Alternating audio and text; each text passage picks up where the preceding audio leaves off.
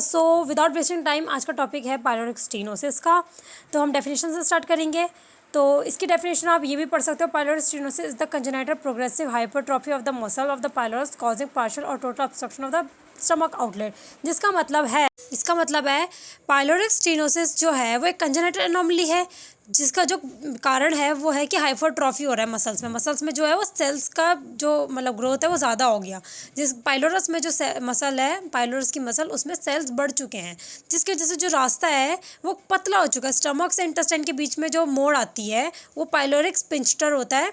तो वो जो पाइलोरस पार्ट है वो जो है वहाँ पे सेल्स बढ़ गए हैं, मसल्स थोड़ा ज़्यादा हो गई है, बड़ी बड़ी मोटी मोटी हो गई, इसकी वजह से वो जो रास्ता है वो पतला हो गया है। तो यहाँ पे लिखा है जिसके कारण जो रास्ता है वो पतला हो गया है पार्शली और टोटल। पार्शली मतलब आधा और टोटल मतलब पूरा। तो आधा पतला हुआ है या पूरा पतला हुआ है वो डिपेंड करता है पर्सन टू पर्सन, ठीक है। तो उस चीज़ को कहते हैं हम ऑब्स्ट्रक्शन। स्टीनोसिस मतलब होता है नैरो होना, किसी भी रास्ते का नैरो होना, ठीक है। तो ये डेफिनेशन है। और इसमें एक और चीज़ है, जो पाइलोरिक स्टेनोसिस होती है वो न्यूनेटल पीरियड में ही होती है, most of the neonatal period में होती है और इसको सर्जरी की ही ज़रूरत पड़ती है। और ये बहुत ज़्यादा कॉमन होती है लड़कों में, मतलब अगर गर्ल्स के कंपैरिजन में ये 5 गुना ज़्यादा लड़कों में होती है, ठीक है। ये हर 500 से 1000 लाइव बर्थ में एक को होती है, ठीक है। इसका जो इंसिडेंस है ये है। और बेबीज़ को ये मतलब मेनली यूजुअली ये 2 से 8 हफ्तों के बीच में होती है, ठीक है। अब हम देखेंगे इसके कारण। तो जो यहाँ पे फर्स्ट कॉज होना चाहिए था वो है इडियोपैथी। इडियोपैथी मतलब होता है अननोन, ठीक है, पर यहाँ पे मेंशन नहीं किया है, बट आप लोग लिख लेना इडियोपैथी, ठीक है। सेकंड कॉज है इमेच्योर पाइलोरिक गैंजिलोनिक सेल। जो गैंजिलोनिक सेल होते हैं पाइलोरिक के वो इमेच्योर होते हैं, ठीक है। फिर है जेनेटिक फैक्टर, अगर पेरेंट्स से आ रहा हो तो उसको कहते हैं जेनेटिक फैक्टर। यहाँ अब नेक्स्ट है एजिनोफिलिक गैस्ट्रोएंटराइटिस। जब इंटेस्टाइन वॉल में लीकेज हो जाती है जिसके वजह से जो वहाँ से लीकेज हो रही है वो सराउंडिंग टिश्यूज़ में फैल जाती है, उसकी वजह से वहाँ पे क्या होता है इन्फ्लामेशन हो जाता है, एक रेयर इन्फ्लामेशन। तो उस कंडीशन को कहते हैं एजिनोफिलिक गैस्ट्रोएंटराइटिस, ठीक है। अब नेक्स्ट है ट्राइसोमी 18। ये एक क्रोमोसोमल एबनॉर्मलिटी है। जब क्रोमोसोम 18 में एक एक्स्ट्रा क्रोमोसोम आ जाता है, जैसे पेयर में होते हैं ना सारे क्रोमोसोम्स 46 होता है, 23 पेयर में होते हैं, ठीक है। तो जब 18 वाले में एक एक्स्ट्रा क्रोमोसोम आ जाता है तो उसको कहते हैं ट्राइसोमी 18। सो अब नेक्स्ट है डिक्रीज पाइलोरिक नाइट्रिक ऑक्साइड। जो नाइट्रिक ऑक्साइड है वो वहाँ पे जब कम हो जाता है, पाइलोरिक स्पिंक्टर में वो कम हो जाता है तो उसको कहते हैं decrease pyloric nitric oxide. Abnormal muscle innervations मतलब होता है, मसल इनर्वेशंस मतलब होता है कि मसल्स के अंदर से जो नर्व्स जाती हैं टू स्टिमुलेट वेरियस ऑर्गन्स और टिश्यूज़ को स्टिमुलेट करने के लिए, उनको एनर्जाइज करने के लिए, ताकि वो प्रॉपर मतलब फंक्शनिंग कर सके, तो उसको कहते हैं इनर्वेशंस, ठीक है। मसल इनर्वेशन मतलब मसल्स के अंदर से नर्व्स जाती हैं। तो हमें आपको पता ही होगा जैसे हमारी बॉडी में इतने हमें एनर्जी मिल रही है, एनर्जाइज हो रहे हैं हम, तो वो इनर्वेशंस नर्व्स जब हमारे काम करती है, एनर्जी स्टिमुलेट करती है, तो उसको कहते हैं इनर्वेशन। और मसल इनर्वेशन मतलब मसल्स के अंदर से जा रही है। अब एबनॉर्मल लग गया है तो मतलब कि वो ढंग से काम नहीं कर रही है, तो इस एबनॉर्मल मसल इनर्वेशन एक कॉज बन गया है, ठीक है। पाइलोरिक स्टेनोसिस का, पाइलोरिक स्टेनोसिस वहाँ पे जहाँ पे पाइलोरस है वहाँ पे जो इनर्वेशन है मसल्स के अंदर से जो नर्व्स जा रही है वो ढंग से काम नहीं कर रही है, ठीक है। अब नेक्स्ट है maternal stress in last trimester. Trimester मतलब होता है पीरियड ऑफ 3 मंथ। जैसे कि प्रेगनेंसी जो होती है वो ट्राइमेस्टर 3 ट्राइमेस्टर में बटी है। स्टार्टिंग के 3 महीने, फिर 3 महीने, फिर 3 महीने, 9 महीने हो गया, तो 9 को 3 भाग में डिवाइड किया गया है। और ट्राइमेस्टर का मतलब होता है पीरियड ऑफ 3 मंथ। तो जब लास्ट के 3 महीने में अगर जो प्रेग्नेंट वुमेन है उसको स्ट्रेस होगा तो वो भी एक कारण हो सकता है पाइलोरिक स्टेनोसिस का। अब लास्ट कॉज है एलिवेटेड प्रोस्टाग्लैंडाइन लेवल। इसका मतलब है प्रोस्टाग्लैंडाइन जो होता है वो लिपिड के ग्रुप से बनता है, ठीक है, ग्रुप ऑफ लिपिड्स होता है। और ये उस जगह में होता है जहाँ पे इन्फ्लामेशन होता है या इंजरी होती है या फिर इलनेस होता है, तो ऐसी जगहों में क्या होता है इन्फ्लामेशन होने के चांसेस होते हैं। तो ठीक है, प्रोस्टाग्लैंडाइन जो होता है वो इन्फ्लामेशन करता है और ब्लड क्लॉट करता है या फिर ब्लड वहाँ पे जो ब्लड लॉस हो रहा है वो सब होता है, ठीक है वहाँ पे। तो प्रोस्टाग्लैंडाइन मतलब होता है इन्फ्लामेशन, ब्लड लॉस, ये सब होता है उस जगह में।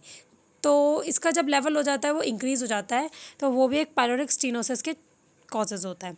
अब हम नेक्स्ट देखिए क्लिनिकल मैनिफेस्टेशन मतलब साइन एंड सिम्टम्स। इसका मतलब है कि जो वॉमिट हो रही है वो उसमें बाइल प्रेजेंट नहीं है, उसका कलर जो है वो बाइल के जैसा नहीं है, ठीक है, इसलिए उसको नॉन बाइलस वॉमिटिंग कहते हैं।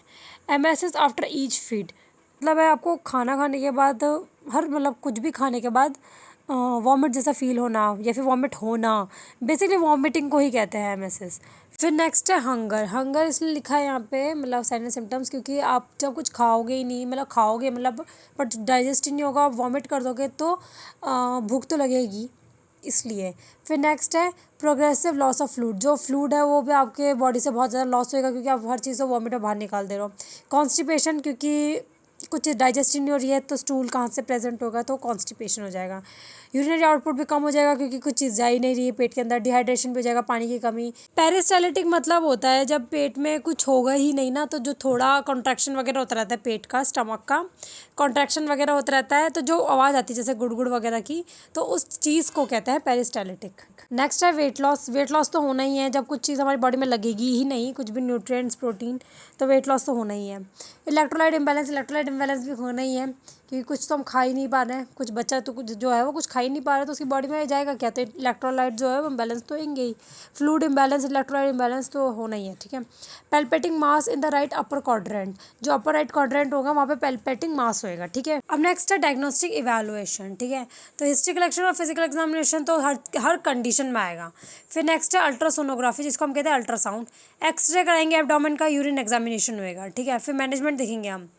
तो फर्स्ट मैनेजमेंट है हमारी जो बॉडी है उसमें फ्लूइड और इलेक्ट्रोलाइट जो है वो इम्बैलेंस हो चुके हैं, तो इसको हम बैलेंस कैसे करेंगे? आईवी फ्लूइड से, क्योंकि बच्चा कुछ खा ही नहीं पाएगा जब ओरली, तो हम आईवी के ज़रिए ही उसको एडमिनिस्टर करेंगे कुछ भी फूड या फ्लूइड, ठीक है। नेक्स्ट जो है वो सर्जिकल मैनेजमेंट है, जिसका नाम है रैमस्टेड पाइलोरोमायोटॉमी। उसमें क्या होता है, एक ट्रांसफर स्किन सेशन इंसिजन होता है, ठीक है। वहाँ पे जो पाइलोरिक मास इकट्ठा हो रखा है पाइलोरस में, उसको वहाँ पे जो म्यूकोस है उसको काटे बिना, ठीक है, उसको स्प्लिट करा जाता है, ठीक है। उसके बाद इंसिजन जो होता है, ओपनिंग जो होती है, उसको क्लोज कर दिया जाता है।